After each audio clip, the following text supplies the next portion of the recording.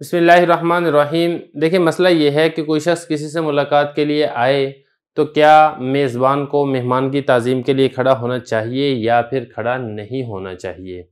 तो देखिए, इस मसले से मुतल्लिक़ दोनों तरह अहादीस मिलती हैं। बाज़ अहादीस और रवायात के अंदर क़याम का जायज़ होना मालूम होता है और बाज़ रवायात ऐसी हैं जिससे क़याम का नाजायज़ होना मालूम होता है। सबसे पहले हम बात कर लेते हैं वो अहादीस की जिनसे ये मालूम होता है कि किसी की ताज़ीम के लिए खड़ा होना ये जायज़ नहीं है। सबसे पहले हज़रत अनस रज़ियल्लाहु अन्हु की रिवायत है कि सहाबाए किराम के लिए नबी करीम सल्लल्लाहु अलैहि वसल्लम से ज़्यादा कोई शख्सियत महबूब नहीं थी। इसके बावजूद उनका तरीका ये था कि वो हुज़ूर सल्लल्लाहु अलैहि वसल्लम को देखकर खड़े नहीं होते थे, क्योंकि वो जानते थे कि ये आप सल्लल्लाहु अलैहि वसल्लम को नापसंद है। ये तिरमिज़ी शरीफ की हदीस है जिसका नंबर है 2754।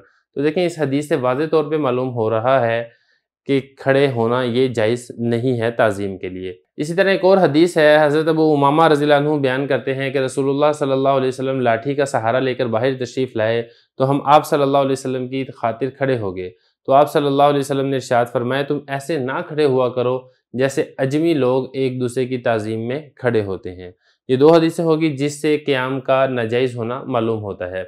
इसी तरह एक और हदीस है, हज़रत मुआविया रज़ियल्लाहु अन्हु हज़रत इब्न ज़ुबैर और इब्न आमिर के पास आने के लिए निकले तो इब्न आमिर मुआविया रज़ियल्लाहु अन्हु की ताज़ीम के लिए खड़े हो गए और इब्न ज़ुबैर बैठे रहे। तो मुआविया रज़ियल्लाहु अन्हु ने इब्न आमिर रज़ियल्लाहु अन्हु से कहा, बैठ जाओ, क्योंकि मैंने रसूलुल्लाह सल्लल्लाहु अलैहि वसल्लम को ये फरमाते हुए सुना है कि जिस शख्स को ये बात पसंद हो कि लोग उसके लिए खड़े हों तो वो अपना ठिकाना जहन्नुम में बना ले।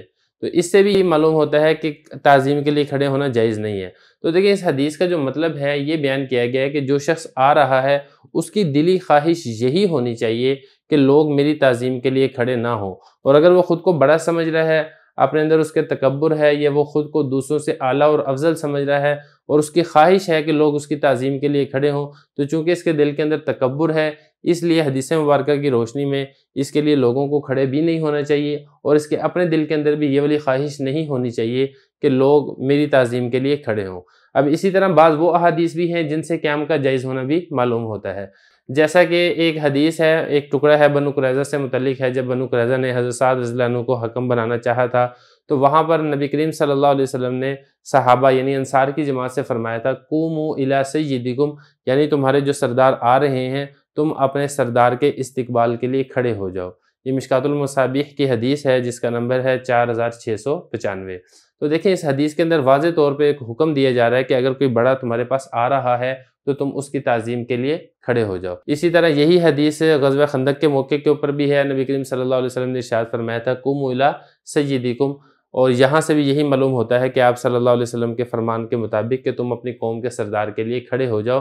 तो कौम के सरदार की, कौम के बड़े की ताज़ीम के लिए खड़ा होना इस हदीस से साबित होता है। इसी तरह एक और हदीस है, आयशा रज़ियल्लाहु अन्हा की तफ़सीली हदीस है कि जब हज़रत फ़ातिमा तशरीफ़ लाती थी तो नबी करीम सल्लल्लाहु अलैहि वसल्लम खड़े हो जाते थे, उनका बोसा लेते, खुशामदीद कहते, उनका हाथ पकड़ लेते और अपनी जगह पर बिठाते। और आप सल्लल्लाहु अलैहि वसल्लम जब हज़रत फ़ातिमा के घर जाते थे तो वो खड़ी हो जाती थी और आप सल्लल्लाहु अलैहि वसल्लम का हाथ पकड़ लेती थी, बोसा लेती थी और अपनी जगह पर बिठा देती थी। तो अब यहाँ पे देखें, नबी करीम सल्लल्लाहु अलैहि वसल्लम खुद हज़रत फ़ातिमा रज़ियल्लाहु अन्हा के लिए खड़े हो रहे हैं और हज़रत फ़ातिमा रज़ियल्लाहु अन्हा नबी करीम सल्लल्लाहु अलैहि वसल्लम के लिए खड़ी हो रही हैं। तो खुलासा इस सारी बहस का ये है कि दोनों तरह की अहादीस मिलती हैं। बाज़ अहादीस से जायज़ होना मालूम होता है और बाज़ अहादीस से नाजायज़ होना मालूम होता है। तो उलमाए किराम ने, फ़ुक़हाए किराम ने इनके दरमियान तत्बीक दी है। तत्बीक का मतलब ये होता है कि ऐसा मतलब और ऐसा मफ़हूम पेश कर दिया जाए कि दोनों के ऊपर अमल हो जाए। अब वो तत्बीक ऐसे दी है कि क़याम के लिए खड़े होने की चंद सूरतें हैं। उनमें से पहली सूरत है मना, और वो ममनू सूरत कौन सी है? वो ये है कि जो शख्स तकब्बुर की बुनियाद पर और अपने आप को बड़ा समझते हुए ये पसंद करता हो कि लोग उसके लिए खड़े हों, उसकी ताज़ीम के लिए खड़े हों, तो इस सूरत का हुक्म यह है कि ये नाजायज़ है। अगर आपको क़ियास से, क़राइन से मालूम हो जाए कि ये शख्स अपने आप को बड़ा और अफ़ज़ल समझता है तो आप ऐसे शख्स की ताज़ीम के लिए कतन खड़े ना हों, क्योंकि हदीस मुबारक में इस चीज़ की ममानियत आई है। दूसरी सूरत है मकरूह।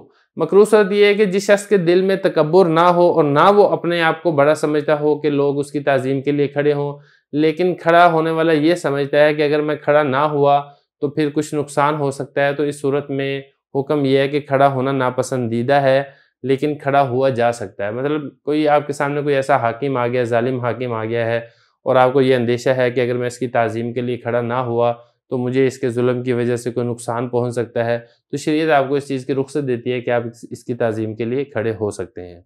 और तीसरी सूरत है जायज़। ये इसलिए होता है कि किसी के एज़ाज़ व इकराम की गर्ज से इंसान खड़ा होता है और ना तो उस शख्स की कोई ख्वाहिश होती है कि मेरे लिए ये वाला खड़ा हो, और ना ही इसके ऊपर किसी किस्म का कोई प्रेशर और दबाव होता है कि अगर मैं खड़ा ना हुआ तो मुझे किसी किस्म का खदशा हो जाएगा, मुझे किसी किस्म का नुकसान का सामना करना पड़ेगा। ये 3 सूरतें होगी।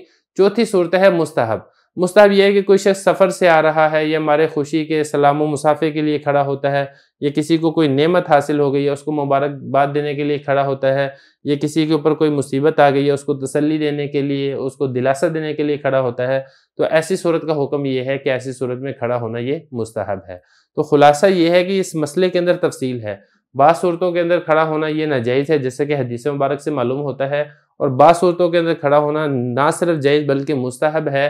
तो इसलिए एक ही हुक्म लगा देना और वो जो सारी हदीसें हैं जिनसे जायज़ होना मालूम होता है उसको पसे पसे पुश्त डालकर सिर्फ वो हदीसें ले लेना जिससे नाजायज़ होना मालूम होता है, ये एक इल्मी ख़यानत है जिसकी हौसला शिकनी करनी चाहिए।